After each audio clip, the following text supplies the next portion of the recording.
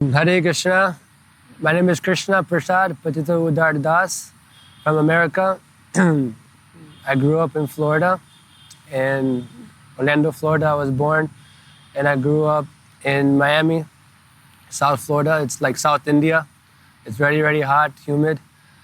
So Chandavan Prabhu is recording me and interviewing me. So my family is Hispanic. They're from Puerto Rico. So, it's a lot of, it's a spicy culture also like India, you can say. But also it's a very sense gratification. It's a very sense gratificatory, how do you say, culture also in South America.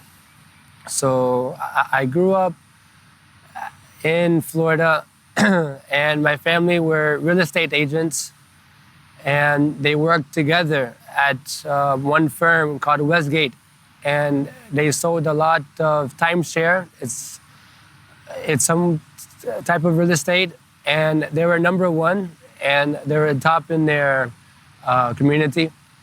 So they'll make quite a lot of money. So we never had any scarcity of any Lakshmi in the house, of any money in the house. We always got whatever we want for Christmas. We always had a big Christmas tree with so many presents underneath the Christmas tree. So we grew up in that lifestyle, very, whatever we wanted, we would get, and I used to hassle my father, for the latest PlayStation or Nintendo and GameCube. And there is one moment, or there's at one point that we went to the shop to buy the GameCube. It's like the new recent, like a PlayStation kind of console. And he asked me that if I buy this for you, will you be happy and never ask me for anything ever in your life? And I was like, I was only like, 6, 7 years old, and I used to say, yes, Father, yes, you just, if you just buy me this one last gadget, then I'm gonna be completely happy, and I can never ask for you anything else in the world. And like a few months after, I was so tired of it, and then something else came out, and he also got me that thing. So that's how my childhood went. I was really into sports from my very childhood. I used to play a lot of sports: football, baseball, soccer. So my dream was to become a professional athlete. In high school, I was the quarterback of my high school team. And I was, like the leader of my team. Well, my team sucked anyways because we didn't even win one game. So, nothing special about that. Then after high school, I had no plans really to enter into college. I used to always hear how many people used to suffer in college because of so much stress and anxiety for exams and studies, and so much money was wasted. So after high school, I lost interest to enter into any college or university. And I knew my parents earned so much money by selling timeshare or real estate, which didn't necessarily require an education in the university, and they made much more than the average people who study in the university anyways. Many people go to university, they spend so much, lakhs or crores for a good education, and then when they graduate, they struggle to even find a job, and if they find a job, it doesn't even pay off their finance that they owe for the university. And people are in such, in such a trouble. So after high school, I studied real estate, and I was planning to get my real estate license. And at that time, I met the devotees. My first job after high school was a job at Westgate, actually, the same place where my parents had worked. They put a good name in for me because they were really famous in the place. So the manager at that place knew my parents. And there was one coworker who, he was a devotee, and his name is Premananda Gaur, and he was really intrinsic personality. He was very exceptional. He was very enthusiastic, so much full of energy, and always just, positive and just preaching all the time about Krishna. And he was just openly preaching about Krishna all the time in his job. And I used to always ask, who is this Krishna? Who is this, how does this guy have so much energy in this place? Because it's very just the whole energy in the job was very tamagun and rajasic. And it's not the kind of place that you enter happy. It's like that place that you enter. It's a very competitive atmosphere because everybody is trying to compete who can sell the most timeshare, so who can make the most money. Everybody at the job was driving like a Ferrari, a Maserati, which are like the top cars in the West, Lamborghinis, all these top-notch, one car costs like a few crores each. So this Premananda Gaur, my coworker, he came to find out that I'm the son of, my parents. He knows my parents because he used to work with my parents back in the old days. He was quite old. He was almost 50 years old at that time, and I was about 19 years old, fresh out of high school. So he would preach to me at the, job, and, he told me about Bhagavad Gita as it is, and he gave me a copy of his Bhagavad Gita, and I remember taking it home and just reading it, and I was just, so amazed at the philosophy. And I remember reading some verse in the 13th chapter about the three modes of material energy, where it talks about how, that we're not the doer. I mean, yeah, there's that verse, Bhakti Yoga, Karmani Sarva, So, but there's one other verse like that, and I just, started crying in tears actually, and it was such a relief to know that, we're not the only doers. That actually, there's a supreme controller, who's controlling everything, and by his mystic potency, everything is happening, just by his will. So that to me was like a great, great relief. And, to understand that, God, that, there is a God. I was growing up as a Christian or a Catholic. Honestly, I don't even know if I was Catholic or Christian, to be honest. We hardly went to church. And church was so boring that I just looked at the time constantly, just waiting for the moment to get out of church. Then I had figured out that if I'm on my phone the whole time, that the time in church would just pass by really quick. So every Sunday, we had to go to church, or once in a while on Sundays, and I used to just pass my time on the phone because it was so boring. The lectures was just nonsense, and it just didn't resonate with me at all. So so when I read the Gita, it was really just an eye-opener, and, just awoke my desire to understand God more. So it was really a great relief to understand that God is a person, and, we can have a loving relationship with that person. So I was continuing this job, reading Bhagavad Gita, and a few weeks after, there was a big festival. It was called Julan Yatra. And Julan Yatra was followed by Balaram Purnima, then Sri Krishna Janmashtami, and like that. And then so much Ratha Yatras were there. But he had invited me to the temple, and he told me that you please come to the temple. We're going to go and chant the holy name of God. And, this was very interesting to me. I mean, a temple, holy name, we're going to chant and dance. So then I was unable to find them at the end of my job. At the end of the day, we all go back to the cars, and then we go home. It was Friday, which I had made plans already that weekend, and he had expected me to go that week, to stay there for the whole weekend.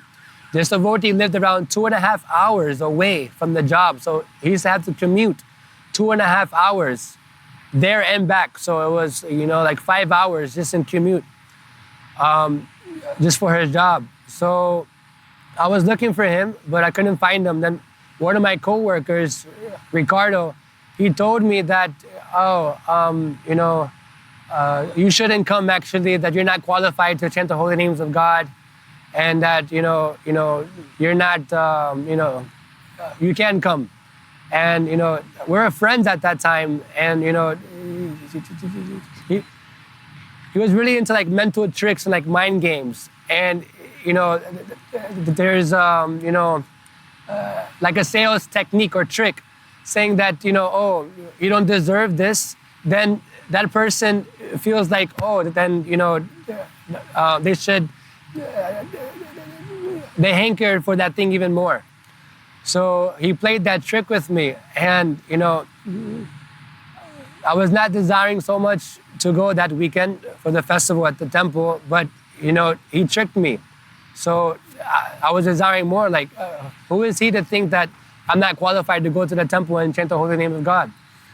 So on the way out of the resort, out of the work, we met this devotee, and, he was talking, he was saying, no, you come, don't worry about it. And, then, we met with the other friend, and he got us to chant this Govinda Jaya Jaya, Gopala Jaya Jaya, Radha Ramana Hari, Govinda Jaya Jaya, as we were walking to the car, like a 5-minute walk. And this was my first chant, actually. He didn't talk about the Hare Krishna Mahamantra yet, or he may have before, but I probably didn't remember so much. But we just started singing this on the way to the car, and we were feeling so much ecstasy and bliss, chanting this for the first time. It was like, first experience in kirtan is like that experience. You just feel so much ecstasy and bliss. So, as a karmi suffering in the material world, drowning in, complete anxiety and stress all the time, chanting this mantra just made me feel so peaceful and so blissful. And we're literally dancing and chanting on the way to the car. And, like the co-workers were looking at us like we're crazy and something. So anyway, so we went, and so I was still feeling not so desirous to go because it was a weekend and I had made plans. And for me to go means that I would have to drop everything I had and stay there for the weekend without any extra clothes, no phone charger, no phone, no toothbrush or anything.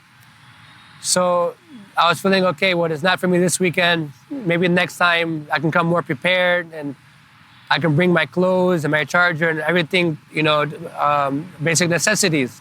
But this devotee said, you don't worry, you leave everything, you just come and I can give you all clothes, we have cloth, we have toothbrush, we'll get you everything, don't worry. We have a bed, everything for you.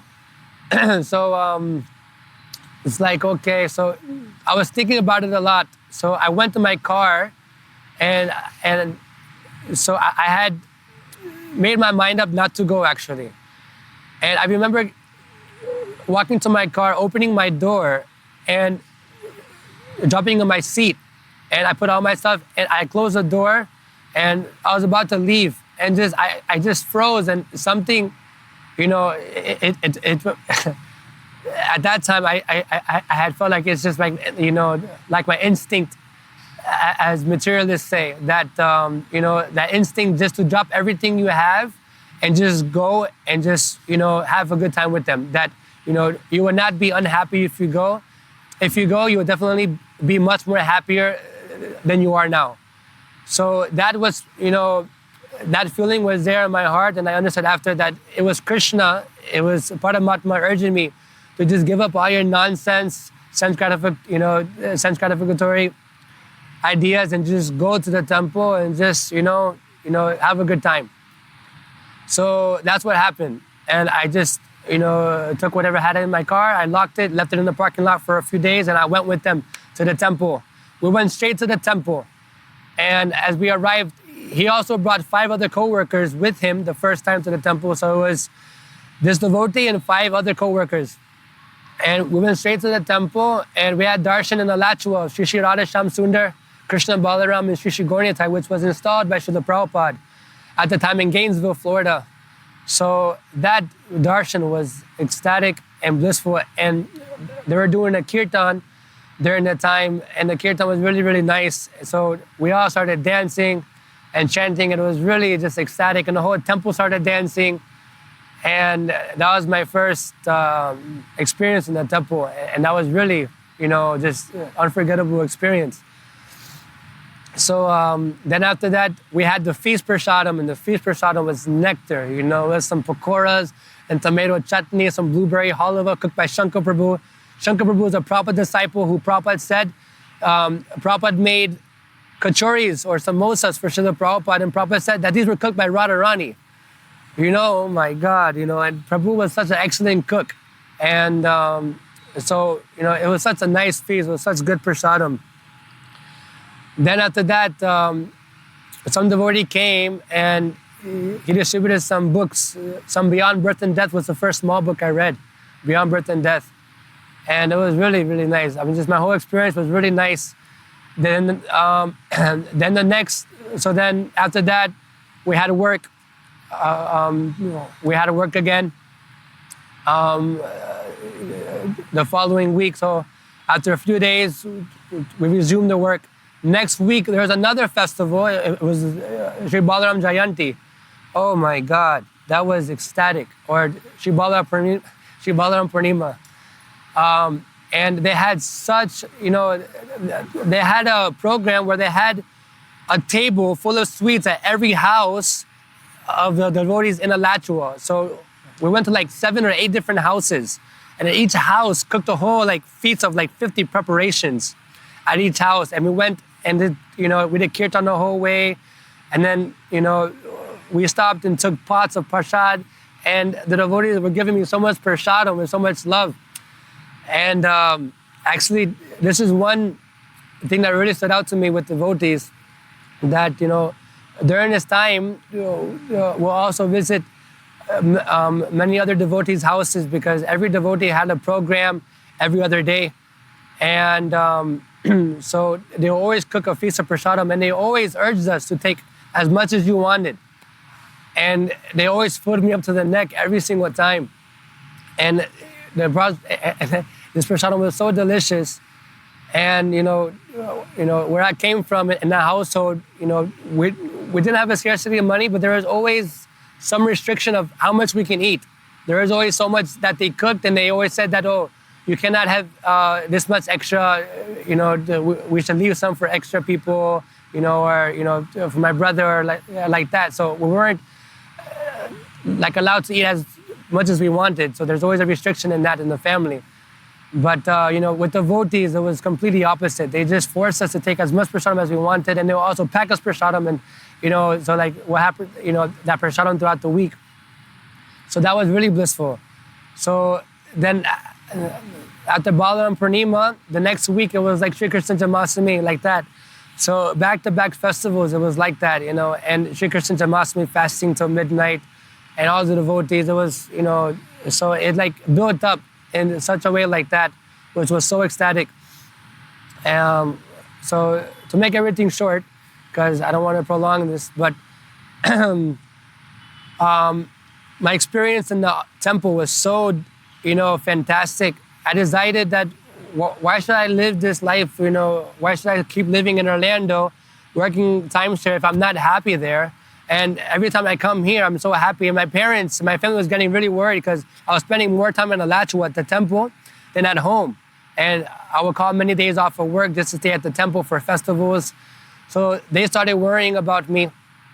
And I decided that I wanted to move in the temple and in the ashram. So this devotee, my coworker, he recommended me to move in Krishna House, which was in Gainesville, Florida. It's a preaching center. Right next to the university, where they serve out thousands of plates every single day of prasadam. And that's what Srila Prabhupada gave the instruction that to Brahmananda Prabhu, that they should distribute prasadam on campus every single day. So they've been doing that since 1973, which is amazing. So that program was really nice. So I moved in the ashram there, And at that time, my parents and my family were completely freaked out, They're like, oh my God, what are you doing? How can you give him such a nice job? You're earning so much money. And, they thought that I was worshiping demons and ghosts and, the devil and all these things. So much so that, like every other weekend, I would bring prasadam from the ashram and drive 2.5 hours back to my home to feed my whole family a nice feast of prasadam. And they sat me down at the dinner table and talked to me very seriously. They're like, son, and they're all drinking and they were like, completely intoxicated, and my mother, spoke to me. She's like, son, I want to have a very serious conversation. How could you worship, demons and ghosts and spirits and all this? And, I was trying to explain it to my mom, but she was completely drunk already. It's like, what am I going to talk to her with, about? She told me that coworker who was preaching to me, that she used to work with him a long time ago in a different country in the same job. And she remembered walking into his room and seeing him doing some worship and smelling incense and seeing some figure or some idol on the altar. And she got freaked out and she ran out the room and she completely ever since that time, she really got freaked out and didn't really hang out with this coworker so much. So she thought because it's him that that because of him, therefore I'm also worshiping the same demon like that. So I tried to explain to her, and I told mom that, mother, if you really love me, then you just do one thing. You please read this book. And I gave her the Science of Self-Realization. And a few months after, she completed the book and she decided to move into ashram with me. That book is so powerful. Srila Prabhupada's books are so powerful that after her thinking that I'm worshiping demons, after reading that book, she decided to move in the temple with me. So this temple was so accommodating that she even took her dog with her because she was so attached to her dog that she wouldn't move in the temple if they didn't allow her dog to move in there with her. So they made some special arrangement for her, and so she was, there serving very nicely for many years. And like that, when I moved in the temple, I started distributing books as soon, within a few months. And it was with Kalki Prabhu from Krishna Life. He was brahmachari at the time, and he was traveling in a van. And the Krishna House bought a van for me and Kalki Prabhu, and we traveled all over America distributing Srila Prabhupada's books at different universities and festivals. And that was really the best time of my life.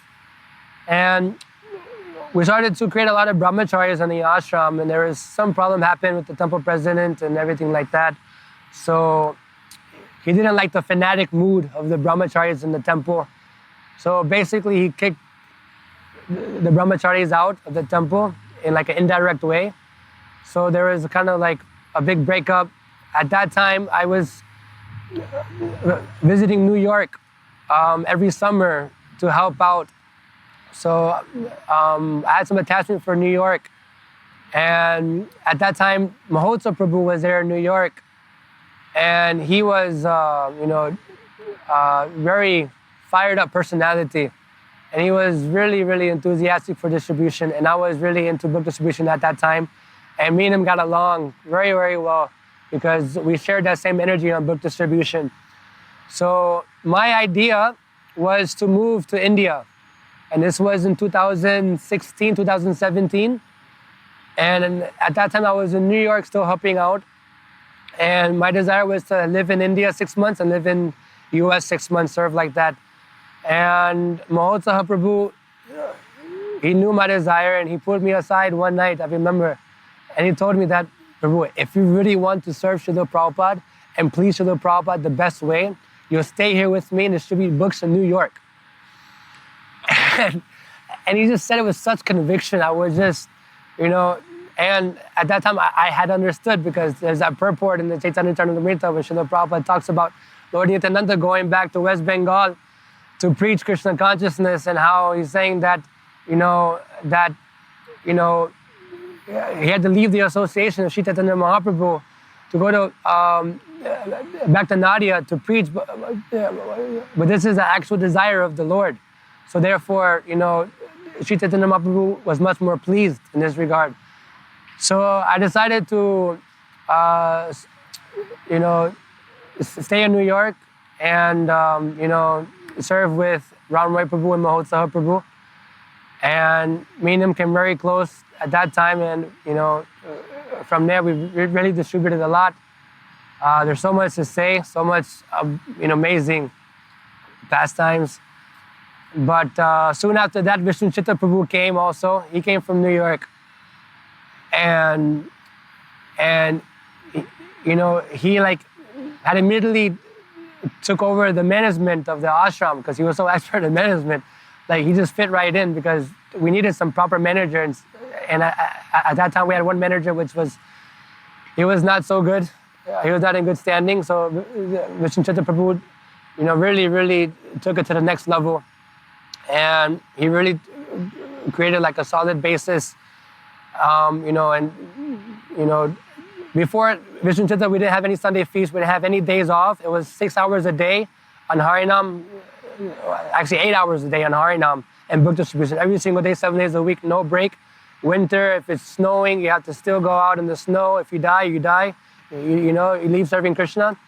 But we had that, that commitment. So then COVID came, and we had to leave New York.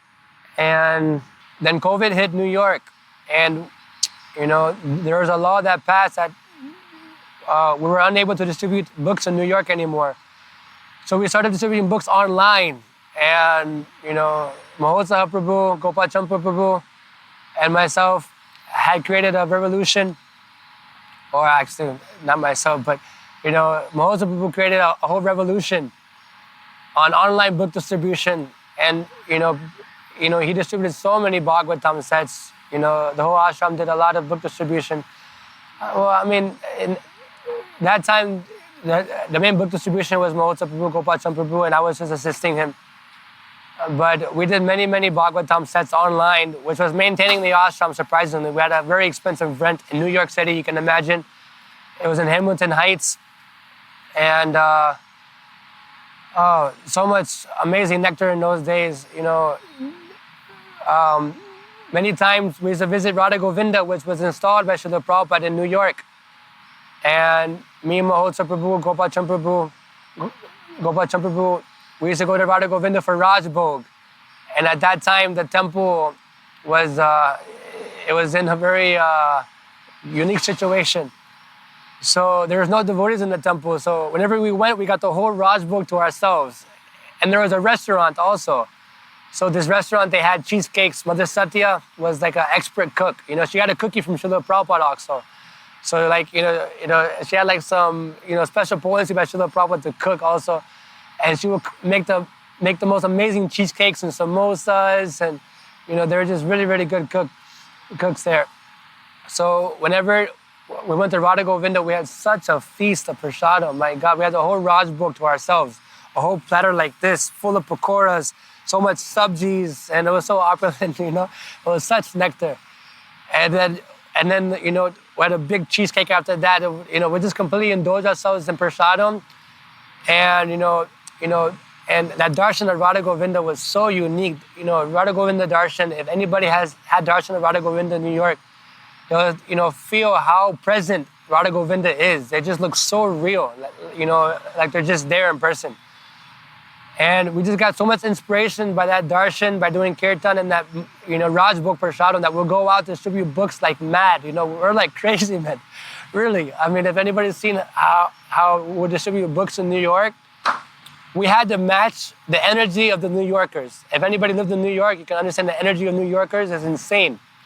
So, not even match the energy, because you have to be more energetic than them, because we have to be more enthusiastic or have a more intense desire for them to take the book, then their desire is to not have the book. Otherwise, they won't take the books. So, we used to have to really, the more prasadam we had, the more fired up we got to distribute, Srila Prabhupada's books in New York.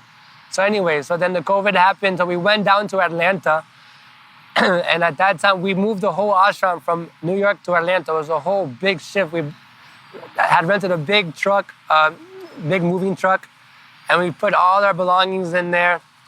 It took us a few weeks, I think, like a whole week to pack and, to put everything in the truck, then it's shifting.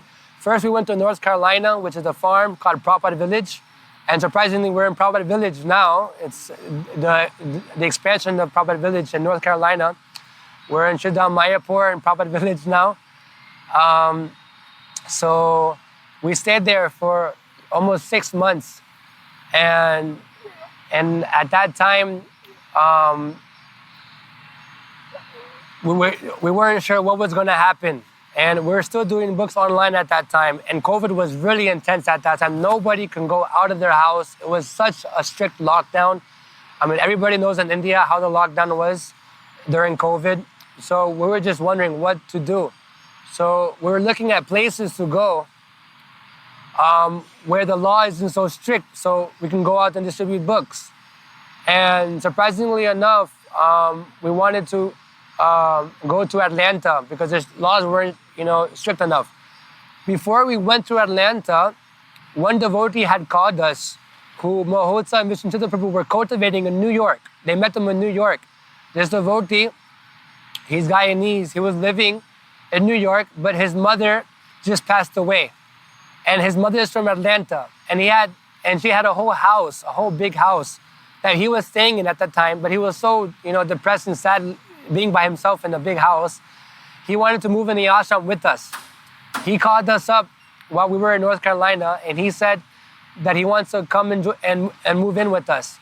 We told him that we're looking to go to Atlanta, and he just told us that he has a house that his mother has, that she just passed away.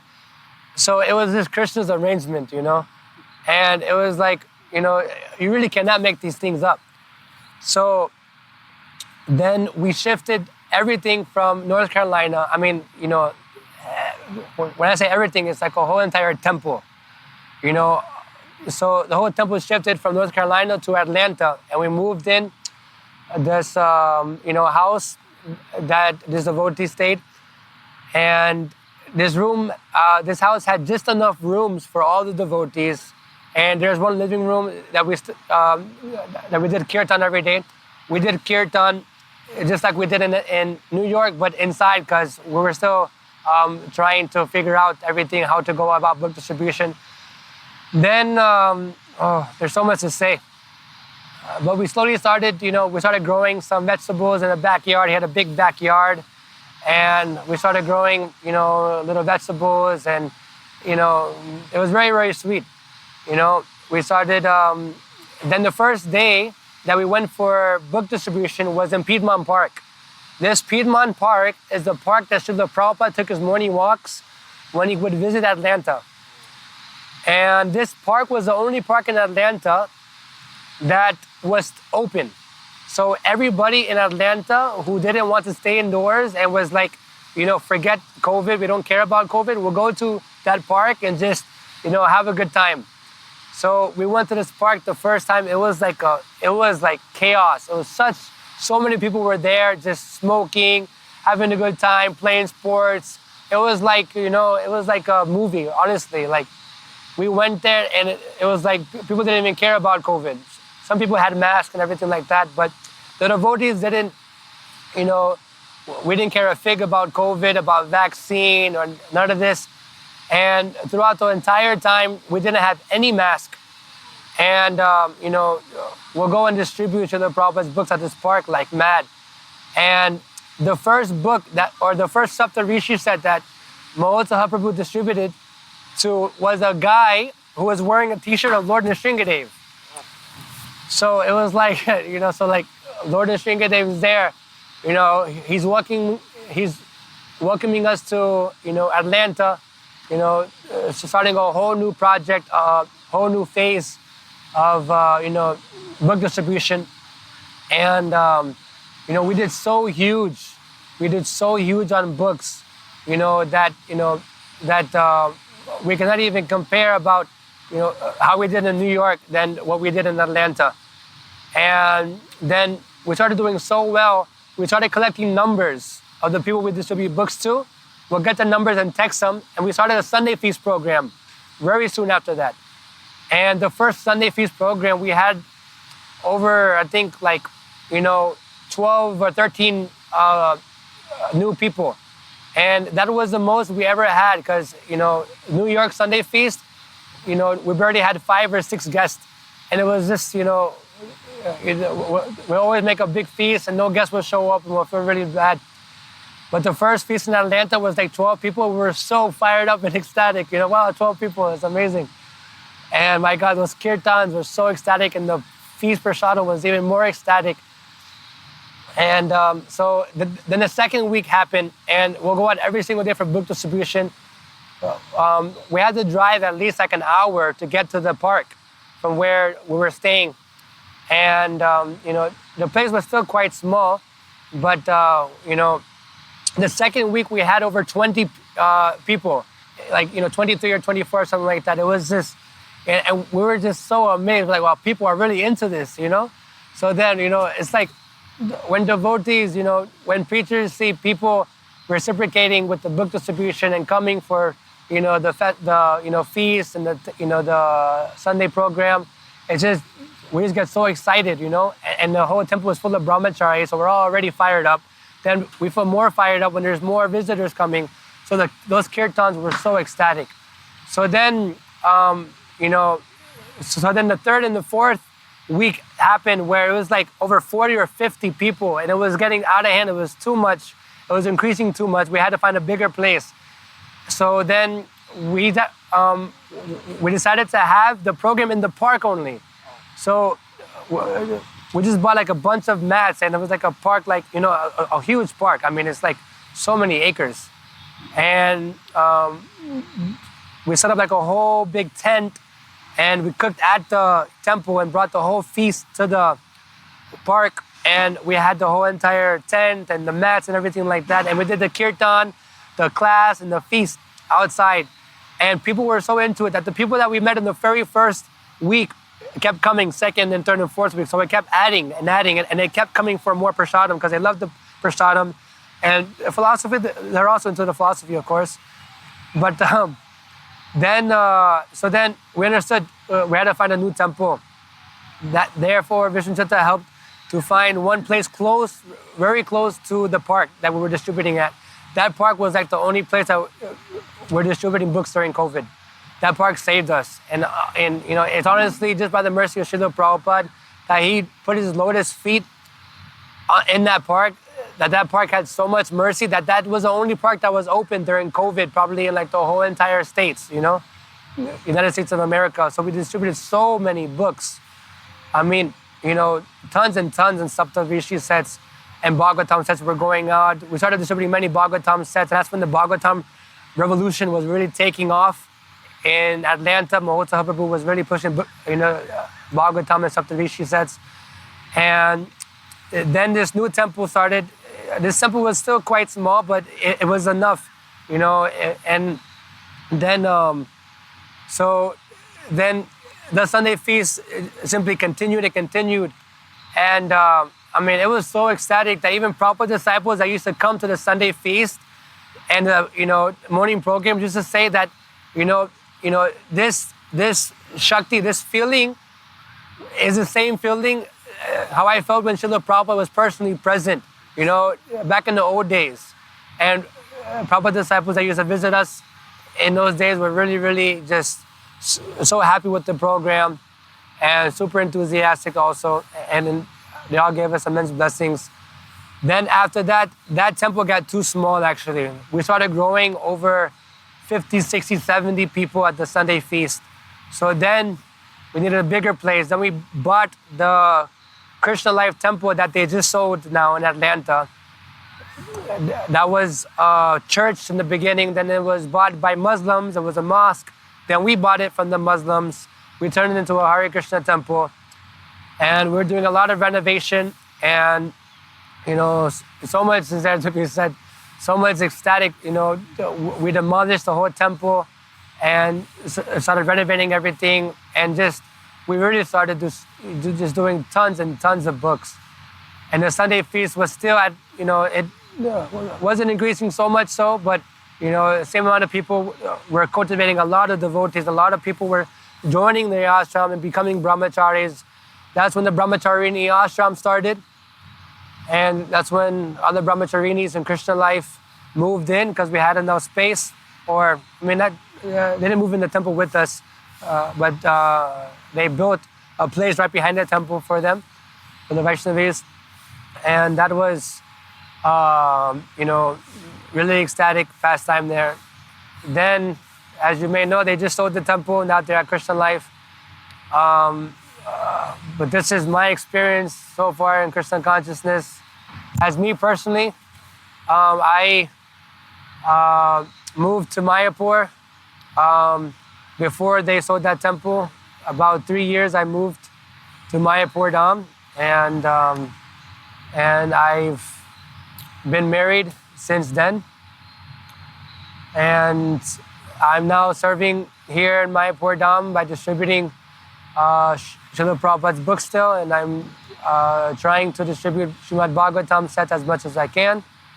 And I carry a bag of Srila Bhakti Vikas Maharaj's books to encourage devotees to read Bhakti Vikas Maharaj's books, because obviously those who've read his books understand the importance of his books. And and also just trying to encourage, many devotees are coming to Sri Mayapur. Sri Mayapur is a hub, actually, of ISKCON. It's world headquarters of ISKCON, so many devotees all over the world come to visit.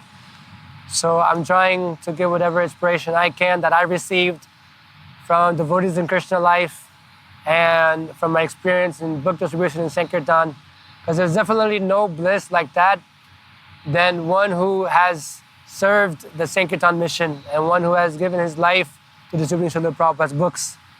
Therefore, I encourage everyone who is, practicing Krishna consciousness, whether you're brahmachari, grihastha, vanapras, sannyasi, and whatever stage of life you're in, if even you're in between, if you're still not brahmachari or grihastha, if you're still confused, whatever you are, you just try to distribute Srila Prabhupada's books. Chant Hare Krishna sincerely. Wake up for the morning program, attend Mangalarti. Chant your rounds attentively during japa period, and don't, divert your mind while chanting japa. And pray sincerely to Krishna for pure devotional service, for service to the lotus feet of Sri Guru and Sri Gauranga. And Sri Guru and Sri Gauranga would definitely reciprocate. Prabhupada would definitely reciprocate when you read his books, as we all have a desire to associate with Srila Prabhupada, and many devotees feel sad that they cannot associate with Srila Prabhupada. But if we really want to associate with Srila Prabhupada, we can associate with him through reading his books. There's many devotees who haven't had much association with Srila Prabhupada. Just like Bhakti Vikas Maharaj says that most of his association was his Vani, just associating with him by hearing his lectures and his books. And what a stalwart acharya Srila Bhakti Vikas Maharaj is. And, we're all indebted to His Holiness, Srila Bhakti Vikas Maharaj and Srila Prabhupada. So if we want to pay that debt to Srila Prabhupada, to our spiritual master, as Srila Prabhupada said, that if you want to pay that debt to your spiritual master, then you should preach with the same vigor that I have preached. So we should try to preach with the same vigor, if not more vigor, with the inspiration and enthusiasm of our spiritual master. Preach and encourage devotees to also become preachers. Hare Krishna. These are some other obeisances. All goes to Srila Prabhupada.